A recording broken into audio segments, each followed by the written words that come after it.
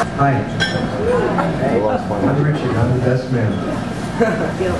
One brisk fall night when I was 14, going on 15, and Bob was 14, going on 29, I got a phone call from the coolest guy in our freshman Trinity class, Bob Schreiber, inviting me to crash a very hip soiree, a party at the Fishbach Gallery on Madison Avenue. Now this wasn't just an invitation to a party, it was a summons to a rite of passage. I had been chosen by Bob as his protege. He would mentor me in the intricacies of the New York private school social scene. And my credentials were not very good. I lived on the other side of the tracks, that higgledy-piggledy neighborhood in the West 20s called Chelsea. I did not shop at Brooks Brothers or Rogers Peet except to get my Trinity blazer. But Bob saw something in me. Bob nurtures friendships. He doesn't suffer fools lightly, but if he connects with you, be you a CEO or an actor or a diplomat or a cab driver or a farmer or a dentist, you're in for a great ride. He's a loyal, dear, caring friend. So this was the beginning of a beautiful friendship and many, many, many adventures. The mere mention of the locales of some of these escapades will elicit screams in the other as a flood of potent memories wash over us. The Middleton Cottages in Bermuda, where Mrs. Mocklow, the proprietor, taught us to make flaming bananas on college week, even though we were sophomores in high school. We were passing as college students, thanks to Bob. Bastille nights in Grenoble, Provence, where Bob taught me to be a Francophile. The corner of Broome and Crosby, where Bob was shaman for a cleansing ritual one strange summer night. A Indonesian gamelan gong concert that Bob invited me to at Wesleyan, and it changed my life. About a month later, I ran away to Java to study with this gamelan group.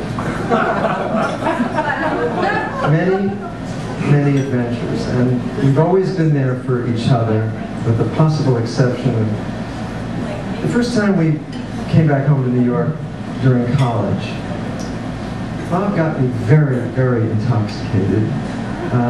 Use your imagination, it was the 60s, and we were laughing hysterically in his living room when his dad walked through the door and said, "Richie, sit down, have a cognac with me. Tell me what it's like to be a Yale man and what your plans are for the future." And I looked at Bob and said, "Help!" And he said, "See you later." And disappeared into his room.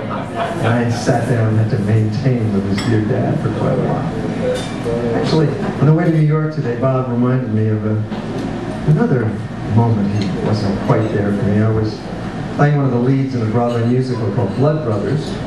And a lot of the play I narrated, there were narration sessions, and I slipped in an ad-lib, just a personal, secret ad-lib that would be meaningful to Bob. And I knew where he was sitting, so I looked right at him, and there he was in the 5th row, snoring. I had a hard day at the office. But how do I describe my indescribable, amazing friend? He is fiercely intelligent, provocative, idiosyncratic, with a heart as big as the ocean, bucketfuls of goodwill, kind, playful. He's never lost his boyish sense of wonder and enthusiasm. Underneath his no-nonsense demeanor, he is blessedly full of nonsense and fun and game for any new adventure. Pythagoras, the first philosopher, about 2,500 years ago, said this about friendship. "Choose for thy friend one who has some grace, some flowering, some quality around him, who has an energy field of virtue. By virtue is meant one in whose company you suddenly just start feeling a sense of well-being, in whose company something starts dancing in you, whose very presence helps you soar high. And that's fun. Cathy, you're a lucky girl. And Bob, you are a very lucky guy. Cathy, you are a joy. It's so much fun getting to know you. That's the word, actually, that so many of your friends use. You know, what was it like growing up with? It was so much fun. It was just such a blast. What a pistol. It was just so much fun. You have a voracious appetite for life and for finding the story in life. You are his match, which is quite incredible. A gal with your expertise in broadcast industry who also has to have the stamina to deal with the deadlines and the stress of your particular profession, and who also happens to be kind and charming and hilarious, and has the faith and the mysticism to pray with the Pink Sisters when you feel the need. That is a complex and rich personality that would get Bob's attention. Together you will surprise each other, you will learn from each other. I've seen that already. I can tell you wondrous, entertaining stories about Bob till the cows come home. The most important thing I have to tell you about him is, I saw him yesterday. He told me what to say. He said, he loves you. And you know that can't be bad. He loves you. And you know you should be glad. He loves you. Yeah. He loves you. Yeah. And with a love like that, you know you should be glad. I am glad. I once had dinner with the guy that wrote that song, and we were talking about soulmates.